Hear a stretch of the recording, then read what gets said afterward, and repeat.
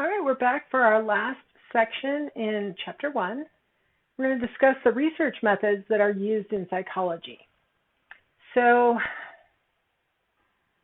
overriding our three main ways of collecting data is the goal.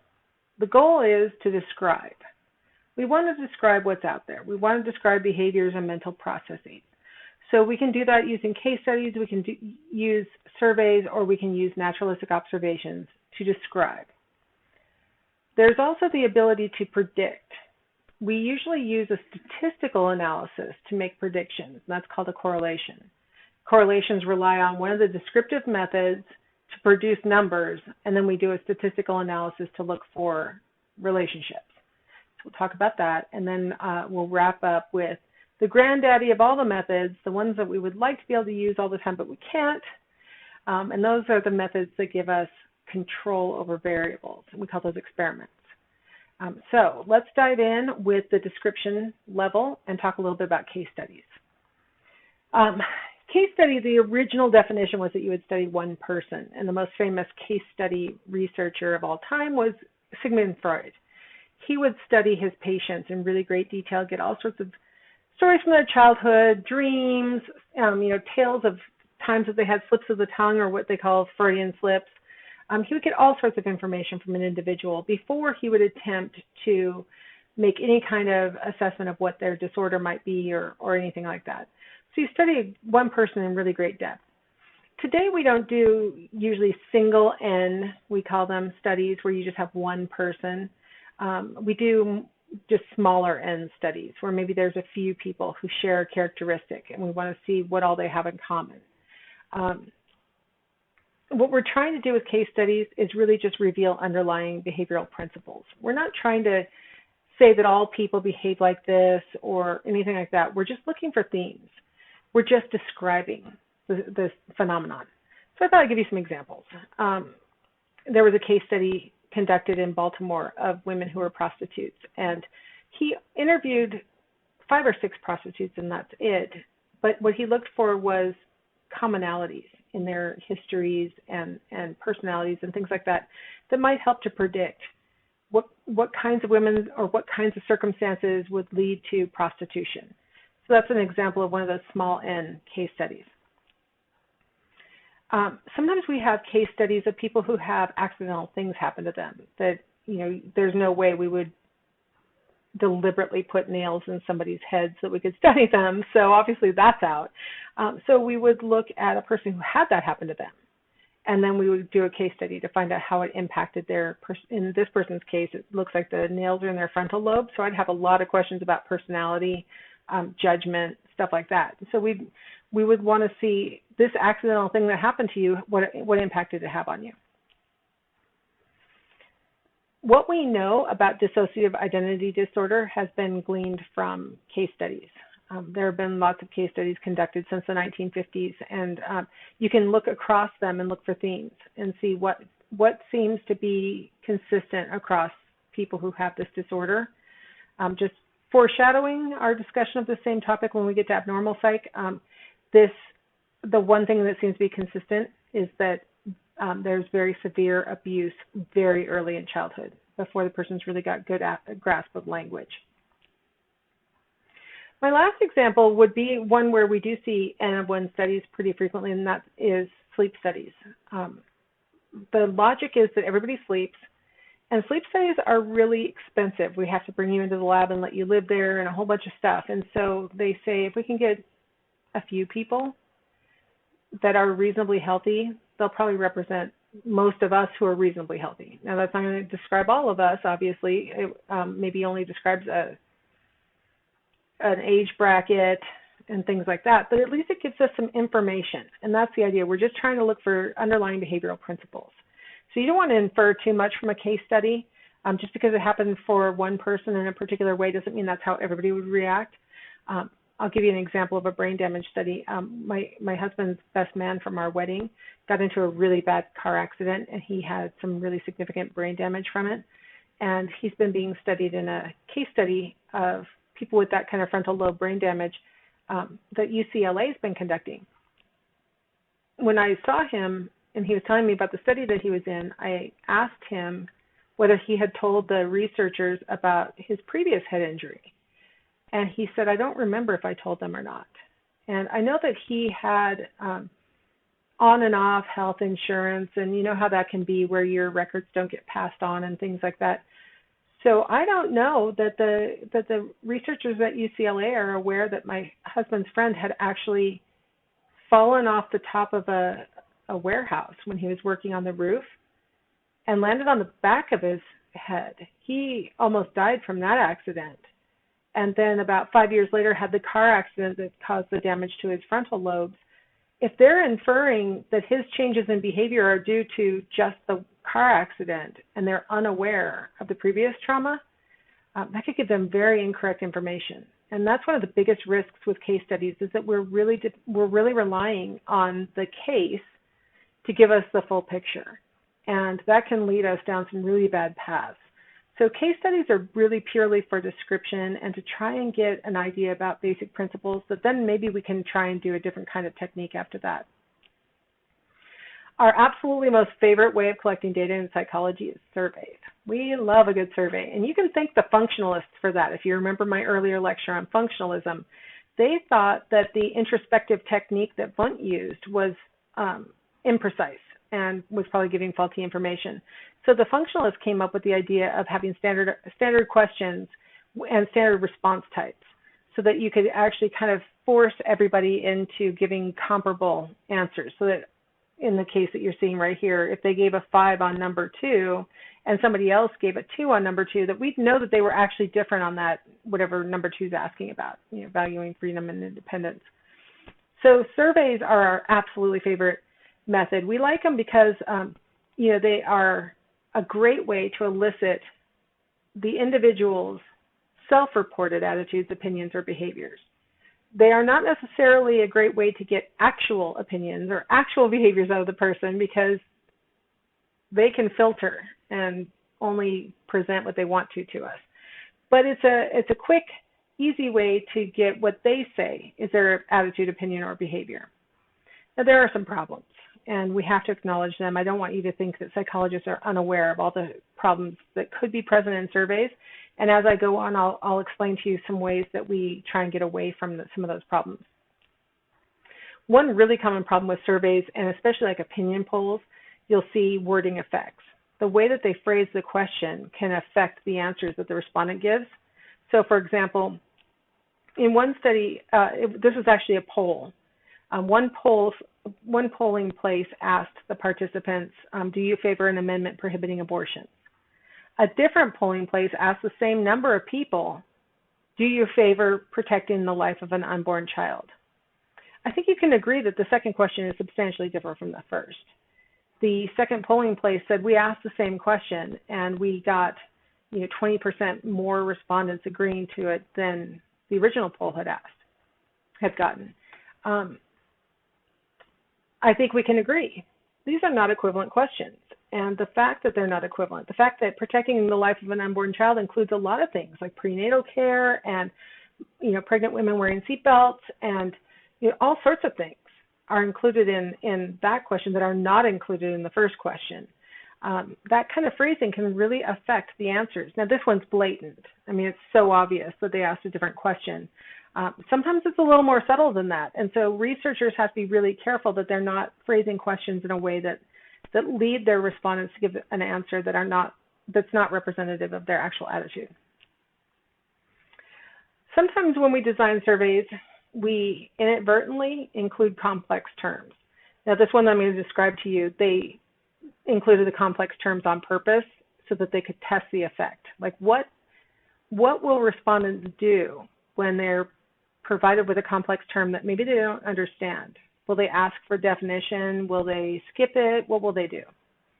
So this is the New York Museum of Natural History, and the researchers set up a table outside the entrance, and they asked people as they came out, would you be willing to complete a survey about the museum? In the survey, all mixed together with other questions, were how interested are you in botany, in paleontology, in plants and trees, in fossils?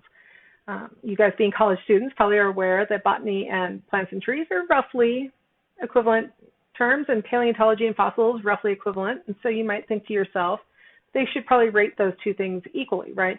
But what ended up happening is that 39% of respondents said they were interested in botany and 39% said they were interested in paleontology, whereas 77% were interested in plants and trees, 48% were interested in fossils. It's possible that they absolutely, for sure, knew what the words meant, and they are answering honestly. Like maybe they were aware that botany is the study of plants and trees, and they're not interested in the study of it, but they like to garden, so yeah, they're interested in plants and trees. I mean, it's possible that they knew exactly what the terms were, but probably not everybody. Probably not, you wouldn't have gotten that big of a jump if it was just people saying, I like gardening, but not the study of. What the researchers think is that when the respondents didn't know a word like paleontology, they thought, I don't even know what that is, so I'm probably not interested in it, and then marked that they were not interested. So it's possible when people are confronted with complex terms that they don't ask for definitions, they answer to the best of their ability, and that can be faulty. So we design our surveys with about an 8th grade reading level just to avoid this problem. Sometimes questions are confusing. One survey asked, would you favor an amendment to the Constitution that would allow marriage only between a man and a woman? Another survey asked, should the U.S. Constitution be amended to ban gay marriage, or is it enough to prohibit gay marriage by law without changing the Constitution? Okay, that second one's got a problem, doesn't it? For one thing, it's what we call a double-barreled question. It asks two things, and they are polar opposites of each other. So you can't give one answer to that question. If a person did say yes, which part are they saying yes to, right?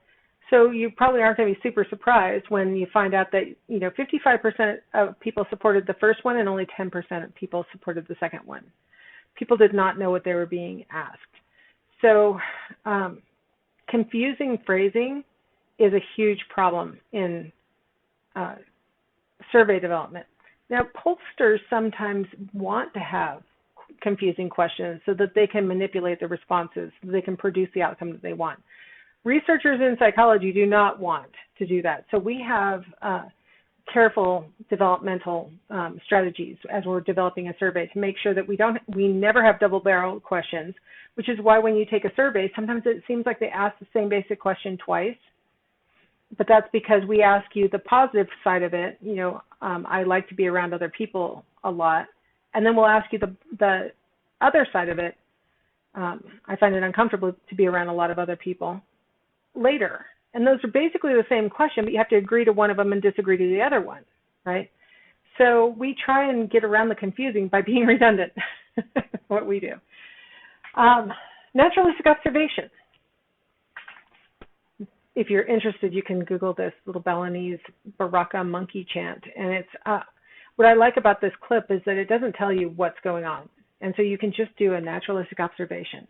Watch the behaviors and try and describe only the behaviors. And what you'll discover if you try and do this kind of naturalistic observation is that it's really tempting to try and infer what's going on. You go from describing that for example, the men are chanting. And first you have to describe very simplistically. Everybody in the clip is male.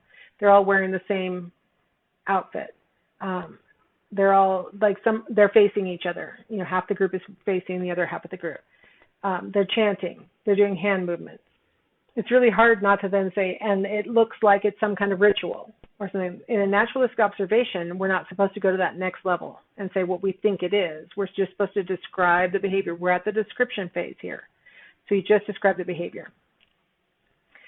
Where it gets a little bit more exciting is when we start trying to put the results of descriptive data collection to a test using correlations. A correlation is an observation that two traits or attributes are related to each other. So, for example, we might have conducted a case study and found that the fewer hours that the boy was allowed to sleep, the more episodes of aggression he had. So we have this correlation. In this case, it's a negative correlation where we have more aggression with less sleep. More sleep, less aggression, right? So we see this association between those two things. In a naturalistic observation, children in a classroom who were dressed in heavier clothes were more likely to fall asleep than those wearing lighter clothes, right? So we went to the actual place, we counted how many kids fell asleep, and we maybe weighed their clothes or counted the number of layers they were wearing or whatever we did.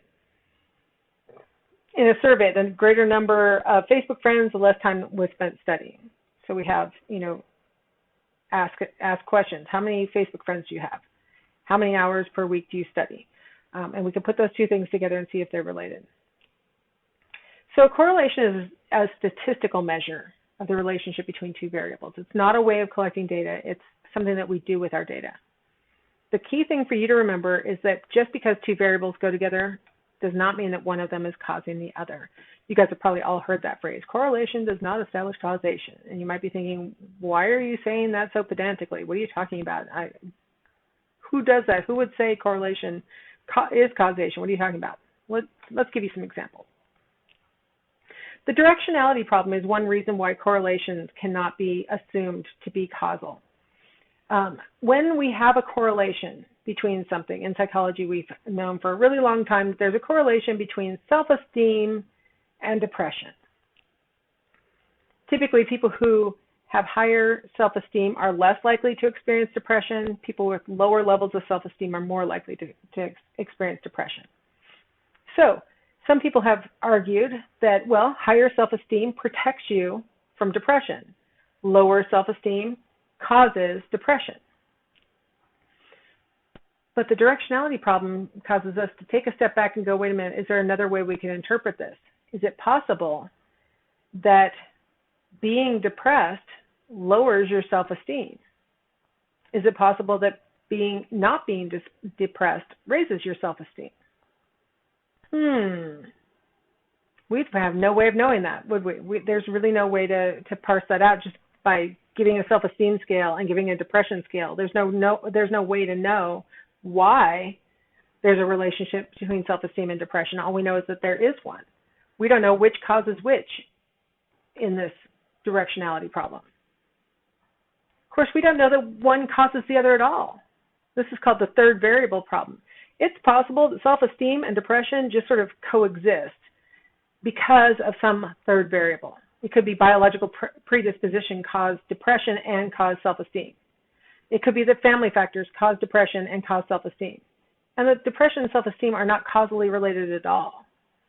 The problem with correlations is it's really difficult to determine whether there's a third variable that we haven't taken into consideration, or if there's a directionality issue. It's really hard to tell. You usually have to go to a different research design like an experiment to figure it out. Now, in everyday life, we have a really strong tendency to form illusory correlations.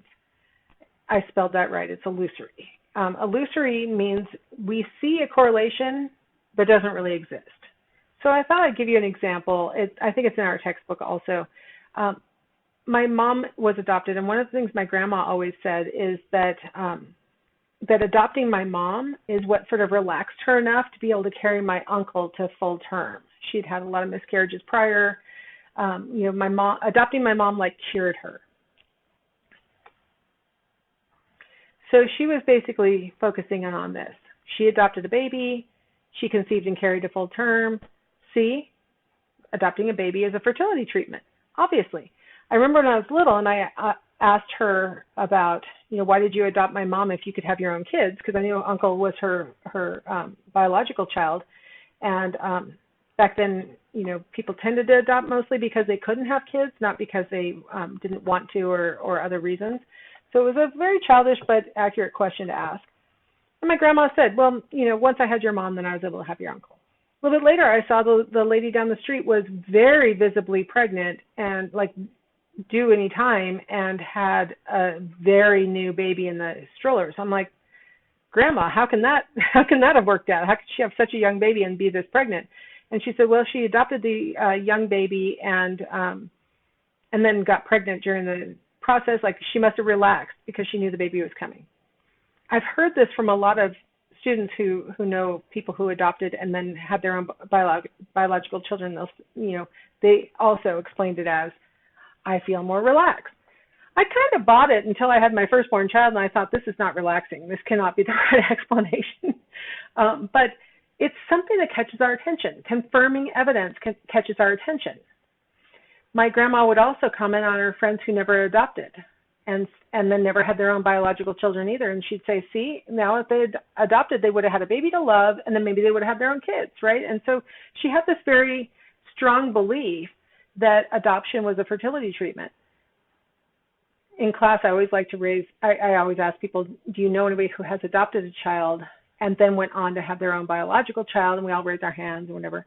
And then I ask, do you know anybody who didn't adopt and had their own biological children? And there's always that little moment where people are like, what? Of course we do. Like, most people don't adopt before conceiving. Most people have children without adopting first, right? That's disconfirming evidence that is the vast majority of cases, right? The vast majority of cases of parents have biological children without having adopted first. But my grandma was ignoring all of them and focusing in on the special cases, the attention-grabbing cases, the ones that seemed important to her. And that's what we do when we form illusory correlations. We focus in on the part that attracts our attention, and we ignore all the disconfirming evidence that would normally show us that we're incorrect. So what do? The only way that we can figure out causation is to do an experiment. So what makes an experiment is that we manipulate one factor to determine its effect on another factor. So we are in charge of one of the factors. The factor that we're in charge of is the independent variable. That's the factor being controlled by the experimenter. In most studies, we have at least two groups, right? And you may have been trained that one's called the experimental group and one's called the control group. It's a little tricky in psychology. Sometimes they don't look very experimental versus controlled. But the important thing is, if you have two or more groups, that your participants are randomly assigned to those groups, that everybody has an equal chance of being placed in either one of those groups.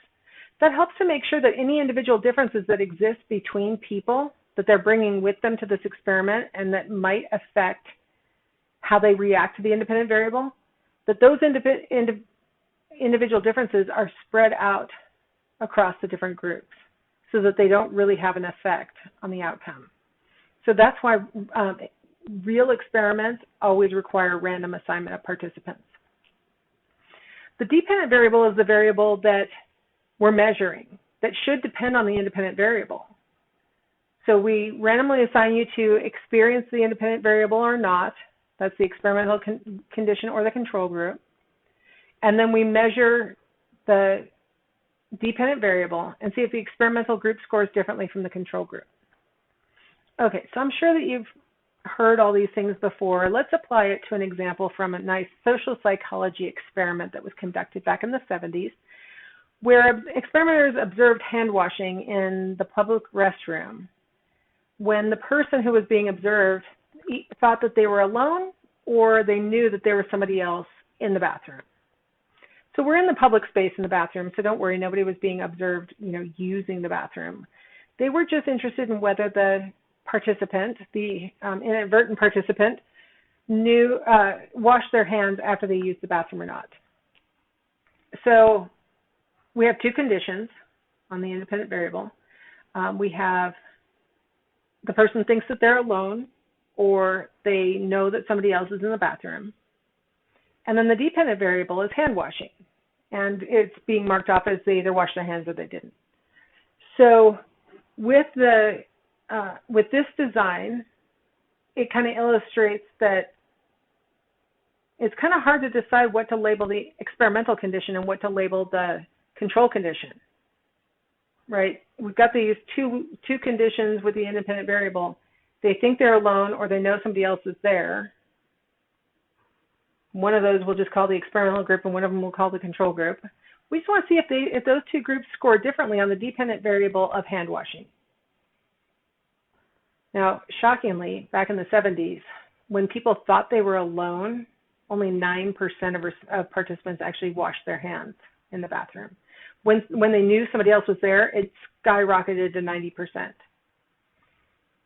They've redone this study a couple of different times because people are a little bit more aware of hand hygiene, and people also, bathrooms are more likely to have soap and water in them than they were in the 70s. So they've redone this study, and they've actually found that hand washing when you think you're alone has gone up a bit. It's up to about 30% of people wash their hands when they think they're alone, and still about 90% wash their hands when they know someone else is there. We seem to be having difficulty getting that last, 10% of people to wash their hands in any conditions. But a large number of people do not wash their hands after using the bathroom, and we know this from these kinds of, studies where we compare groups. Do you think you're alone, or do you know that there's somebody else there? All right, well, hopefully that example helps to illustrate independent variable versus dependent variable, and then also that difficulty that we have with labeling experimental and control in psychological research. Well, this concludes chapter 1. So thank you for hanging in there through all of the Thinking Critically chapter, and I will meet back here with you for chapter 2.